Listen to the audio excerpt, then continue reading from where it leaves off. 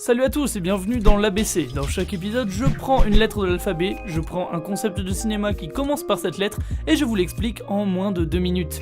Marissou est un terme informel et péjoratif désignant un personnage qui a le défaut d'être trop parfait. Un personnage de Marissou sera en effet surpuissant par rapport aux règles de l'univers de fiction auquel il appartient, il sera souvent symbole de pureté exemplaire et quoi qu'il dise, il aura toujours raison. A noter également que quand ce personnage entreprend quelque chose, il ne peut pas échouer. Ou du moins, s'il échoue, cela aura quand même des conséquences bénéfiques. Le personnage sera admiré par tous les autres persos de la fiction, et c'est bien souvent autour de lui que tournera l'intrigue. Il est courant qu'il soit l'élu d'une prophétie légendaire. Mais pourquoi le terme est-il péjoratif ? Eh bien, comme le personnage est parfait et équilibré, c'est plate comme on dit au Québec. De plus, la présence d'une Marissou détruit tous les enjeux créés par le scénario. Pourquoi s'impliquer pour ce perso vu qu'on sait qu'il ne rencontrera aucune difficulté ?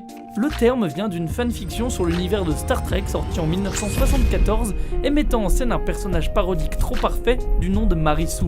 Le nom a été repris ensuite pour désigner des persos non parodiques, l'équivalent masculin de ce nom étant Garistou.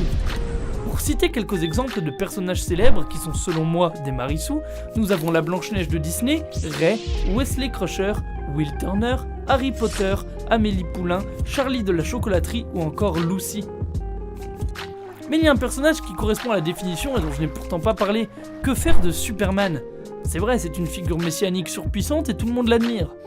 Oui, mais c'est son rôle d'être parfait et donneur d'espoir, alors peut-on vraiment parler de Marissou ?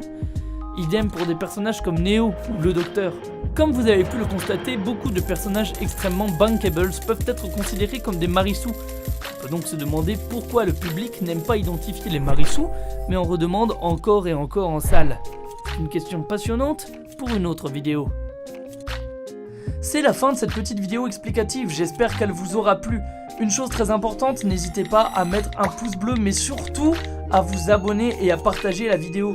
Une vidéo comme celle-ci me prend plusieurs dizaines d'heures à faire, donc si vous voulez en voir d'autres, n'hésitez pas à soutenir la chaîne, et le meilleur moyen de faire ça, c'est évidemment de vous abonner et de partager les vidéos. Sur ce, on se retrouve très bientôt pour parler toujours plus de cinéma.